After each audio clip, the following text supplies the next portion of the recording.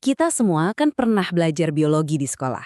Anda mungkin ngerasa udah tahu lah ya cara kerja jantung dan peredaran darah. Tapi pertanyaannya, apa kita benar-benar paham?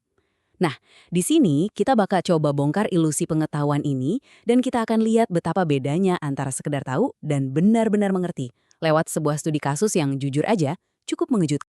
Oke, kita mulai dengan pemanasan dulu ya. Kuis singkat aja. Coba deh, Anda pikirin sebentar. Pembuluh darah mana sih yang tugasnya bawa darah yang penuh oksigen dari jantung terus disebarin ke seluruh tubuh? Anda mungkin ngerasa, ini gampang, yakin banget sama jawabannya? Dan jawabannya adalah aorta. Hayo, siapa yang jawab arteri pulmonalis? Kalau iya, tenang, Anda nggak sendirian kok. Ini tuh salah satu miskonsepsi paling umum. Dan ini nunjukin inti masalah kita hari ini, ilusi pengetahuan. Kita merasa tahu padahal pemahaman kita sebenarnya keliru. Nah, dari kesalahan kecil tadi, kita jadi masuk ke inti masalahnya nih. Yuk, kita bedah bareng-bareng apa bedanya sekedar tahu sebuah fakta sama benar-benar paham konsepnya. Karena seperti yang bakal kita lihat, dua hal ini bedanya jauh banget. Coba lihat perbandingannya deh, ini menarik banget. Di satu sisi, ada yang namanya hafalan. Ya, kayak bisa nyebutin nama-nama bagian jantung gitu. Tapi, di sisi lain, ada pemahaman konseptual. Ini tuh kemampuan buat ngejelasin kenapa sih katup jantung itu penting banget buat nahan darah biar nggak balik lagi. Nah, yang kedua inilah, itu baru namanya benar-benar paham. Para peneliti sendiri mendefinisikan pemahaman konseptual itu ya seperti ini. Jadi ini bukan cuma soal apanya, tapi lebih ke gimana dan kenapanya. Ini jenis pengetahuan yang fleksibel, yang bisa Anda pakai buat mecahin masalah baru, bukan cuma buat jawab soal ujian yang itu-itu lagi. Nah, ini dia tantangan besarnya. Kalau kita pengen siswa itu benar-benar paham, tapi ujian yang ada cuma ngukur hafalan, gimana caranya kita bisa tahu siapa yang beneran ngerti? Inilah yang disebut para pendidik sebagai kesenjangan penilaian. Dan ini bukan cuma opini loh, ini masalah serius yang diakui di dunia pendidikan.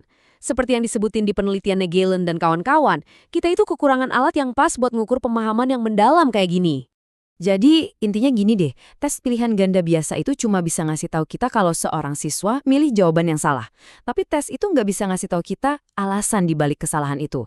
Apa dia salah karena lupa, salah baca soal, atau jangan-jangan karena dia punya pemahaman yang salah kaprah dari akarnya.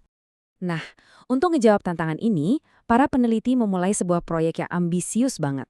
Mereka mau bikin dan ngetes sebuah alat tes baru yang dirancang khusus buat ngukur pemahaman konsep soal sistem peredaran darah. Yuk kita lihat gimana prosesnya. Prosesnya nggak main-main loh. Ada 3 fase yang benar-benar ketat. Pertama, persiapan buat mastiin isi tesnya nyambung sama kurikulum. Kedua, pengembangan. Di sini mereka bikin soal-soal pakai taksonomi Bloom. Itu semacam kerangka buat nguji level berpikir. Dari yang cuma ingat-ingat aja sampai yang analisisnya dalam banget. Dan terakhir, validasi berkali-kali buat buktiin kalau tes ini emang konsisten dan akurat. Dan hasilnya keren banget. Sebelum dites ke siswa, para ahli pendidikan biologi ngasih nilai validitas konten rata-rata 4.61 dari 5. Itu artinya soal-soalnya emang relevan dan dirancang dengan sangat baik. Dan ini bukan tes kecil-kecilan ya. Total ada 300 siswa SMA yang ikut serta dalam proses validasi ini. Jadi hasilnya benar-benar bisa diandelin buat berbagai macam kelompok siswa. Dan ini dia bukti sahihnya. Skor akhirnya dapat 0,79 untuk Cronbach Alpha. Anggap aja ini kayak skor kekonsistenan. Skor segini itu udah masuk kategori baik, yang artinya tes ini beneran akurat buat ngukur pemahaman, bukan cuma sekedar untung-untungan. Oke, sekarang kita sampai di bagian yang paling kita tunggu-tunggu.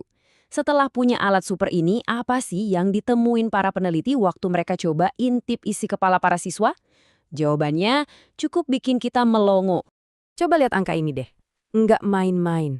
Dari riset lain yang relevan, ternyata lebih dari 38% siswa itu punya miskonsepsi spesifik soal vena pulmonalis. Bayangin, itu hampir 2 dari setiap 5 siswa. Ini masalah yang tersebar luas. Dan ternyata kebingungannya nggak cuma di situ aja. Banyak juga yang salah paham soal arteri pulmonalis, soal bedanya arteri dan vena, bahkan soal hubungan antara aktivitas fisik sama detak jantung. Ini nunjukin kalau masalahnya emang sistemik. Nah, disinilah letak kehebatan tes ini. Dengan menganalisis pilihan jawaban yang salah, peneliti jadi bisa tahu pola pikir siswanya. Ternyata mereka nggak asal nabak. Banyak yang keliru karena mereka pegang aturan simpel yang salah kaprah. Pokoknya semua arteri itu bawa darah kayak oksigen. Dan mereka lupa ada pengecualian yang krusial di arteri pulmonalis. Jadi, apa artinya semua ini buat kita? Kenapa kita harus peduli sama semua ini? Yuk, kita tarik benang merahnya dan lihat gambaran besarnya. Yang paling penting untuk diingat itu ini. Tes ini bukan cuma buat ngasih nilai A, B, atau C. Ini tuh alat diagnostik. Ibaratnya kayak MRI buat otak siswa yang bisa nunjukin ke guru di mana persisnya letak sumbatan pemahaman mereka. Manfaatnya? Wah, besar banget. Guru bisa berhenti nebak-nebak dan mulai ngajar langsung ke akar masalahnya. Ini bikin pembelajaran jadi lebih efisien, lebih dalam, dan ilmunya lebih nempel lama. Dan ini bisa diterapin bukan cuma di biologi, tapi di semua mata pelajaran lain. Dan semua ini ninggalin kita sama satu pertanyaan besar buat direnungkan. Kalau kita bisa salah paham soal sesuatu yang fundamental kayak jantung kita sendiri, coba bayangin, fakta-fakta lain apa lagi dari zaman sekolah yang mungkin perlu kita pertanyakan lagi? Mungkin belajar yang sesungguhnya itu bukan soal punya semua jawaban kan? Tapi justru soal keberanian kita buat bertanya lagi, apa ya yang selama ini saya kira saya tahu, tapi ternyata salah?